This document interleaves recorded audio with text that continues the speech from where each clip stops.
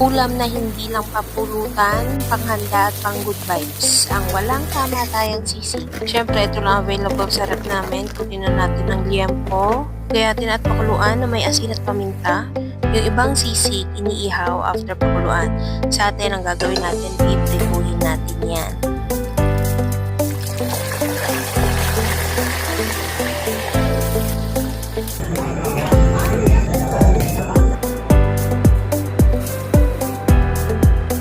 Kapag sunog na yung ating baboy, ito na yung time para tadtarin dito ng pinong-pino. Yes, kahit medyo pawisan ka, kapit lang. Dito nagsisimula ang tunay ng magic.